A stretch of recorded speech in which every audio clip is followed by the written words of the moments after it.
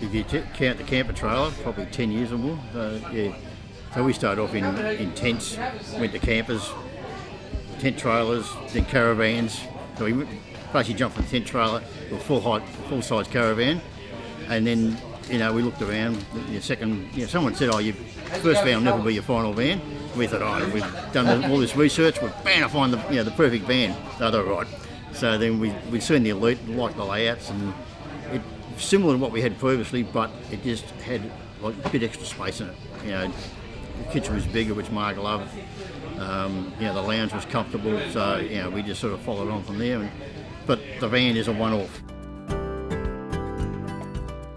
Probably looked at quite a number of vans. Even after we bought our first van, we still go to the show, have another look, see what's around, what had changed, improve what's different. On this one. Yeah, sort of can we improve on it?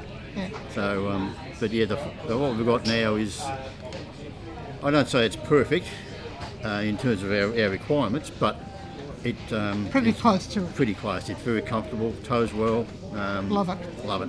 Yeah.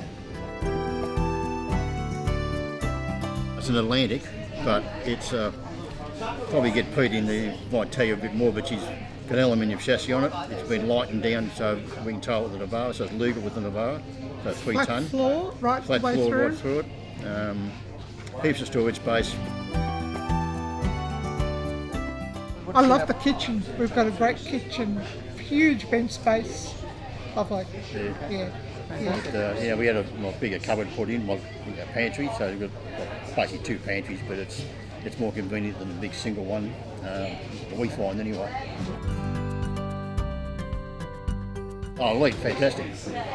I mean, that's why I still talk to Pete. It's been really great. Yeah. But as I said, it was because it was a one-off. We've always kept in contact with with Peter and Adrian, send them emails when we find something that's a bit different, or like how it performs, how it's handled, how the aluminium chassis and the suspensions worked. Yeah. We do a lot of off-road work, driving, and camping. No problem with it. Yeah. And some of the places I've taken it, I would probably. I've had camper trailers up there, and I've had like off-road trailers up there, but I wouldn't have taken the other van up there. She's a big van.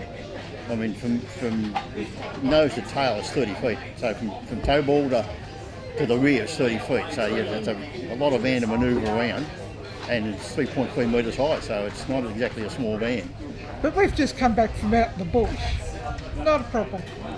Out on the Edward River with our So we went bush camping out there, but it was, not a drama.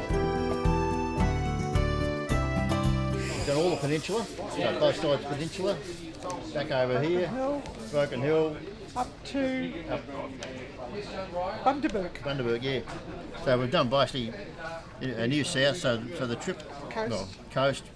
Oh yeah, we've gone that way too, went that way, and then back inland, and then we've gone across the peninsula, back over inland, back to Sydney. Around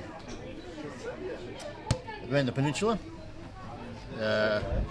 here on the border, so up along the Murray, there's quite a lot of good free camping spot or bush camping sites along the Murray. Up Renmark. Renmark Ways, there's a good one by the Murray up there. It's unfortunately very popular. Unless you get there by about 4 o'clock, you're not going to get a spot. So. Hopefully to Perth in July. That's our next trip over there. All been well. So what I'd like to do is to basically do the peninsula and then head across to Perth and then come back again. We'll probably, time then depending. If we get the medical clearance to take an extended time, up to Darwin and back again. Looking forward to it. But if we can't do that, it'll just be across Perth and back again.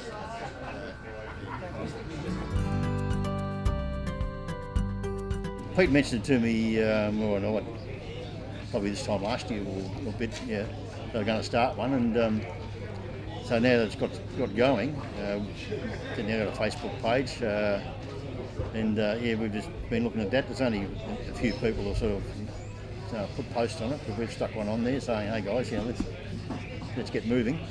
So hopefully in the next few months, the owners will start to sort of realise it's there and start communicating with through the Facebook page and get a gathering somewhere.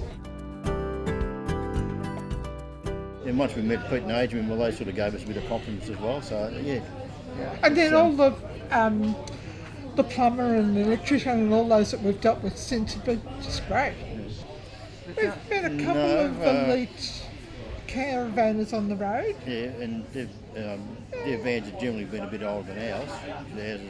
We picked ours up on December 12, and they've said the same thing, similar. They've all been happy. All been happy, and be able to talk to someone at Elite. They may not have a service agent in every town, but they've generally been able to organise something. Yeah. Before we even our first van, we went around to a few factories and done a few factory tours, and some just turned us off completely. Didn't like how they were building the vans, if you like. In some cases, no, you can't come in and see how we build the vans. So you'd be able to sort of look at the van and go, okay, well, this is we can see it's been built. And not just our van, we could go into the factory and look at other vans and see how they're built before ours even come online.